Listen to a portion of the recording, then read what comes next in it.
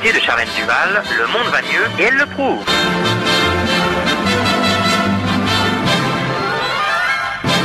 Semaine du 2 mai 2011. Terrorisme.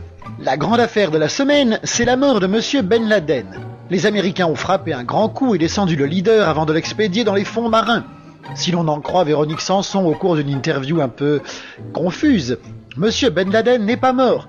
Quant à Roland Dumas, il mentionne dans un entretien avec Guillaume Durand la mort de Woody Allen, confondant ainsi cinéma et terrorisme. Au moins, cette action américaine fait parler. Et le n'importe quoi tient une place prépondérante. Heureusement que moi je sais. Oussama Ben Laden souhaitait depuis longtemps rejoindre les coraux et les anémones de mer, car il nourrissait un rêve secret. Sirène, j'aimerais t'en mettre une sirène, avoir une grande queue qu'elle veine, et de belles écailles sous ma gaine. Sirène, les poissons bulleraient qu'elle dégaine, même les pompiers voudraient la même. C'est toi la Sissi des sirènes. Sus sur les poissons si sans gêne. Sport. Ça secoue dans le petit monde du football suite aux idées de quotas lancées par les personnes agacées de l'omniprésence de peau bronzée sur les terrains gazonneux. Pourquoi n'applique-t-on pas la théorie musicale à ce qui semble poser problème à certains ? Un blanc vaudrait 2 noirs, un rond vaudrait 4 noirs, ou 2 noirs et un blanc, et ainsi tout s'équilibrerait. Si seulement on me demandait mon avis. C'est vrai que le football est une affaire importante. Après tout, qui s'est soucié de la couleur des tirailleurs sénégalais sur les champs des batailles français pendant la Première Guerre mondiale ? Ah, le monde va mieux, je vous le jure. Aïe, pourquoi lui reprocher la couleur de sa peau? Ce n'est pas un péché de n'être qu'un négro.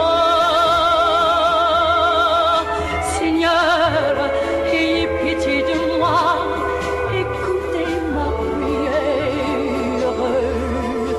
Seigneur, je ne demande qu'un peu de bonheur sur la terre. Musique. Encore une question de quota, mais cette fois, il concerne la présence de musique étrangère sur les radios françaises. Je pense que c'est pourtant grâce à ces diffusions que nos jeunes parlent couramment anglais aujourd'hui. Nous n'avons pas eu cette chance, nous, enfants de la guerre. Enfin, pour l'anglais, je veux dire. Je ne sais que penser de cette histoire. Sont-ce les chansons françaises qui ne sont pas très bonnes ? Sont-ce des contrats passés entre les majors et les radios qui exigent ces diffusions ? Tout cela reste bien mystérieux.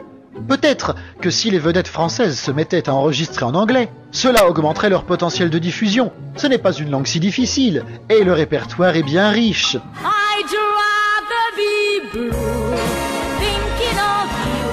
I'd rather be blue over you than be happy with somebody else.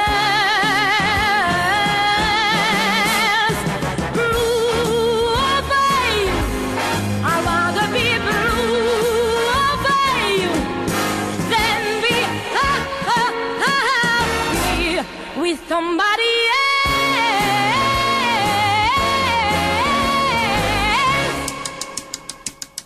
Décidément, elle peut tout faire.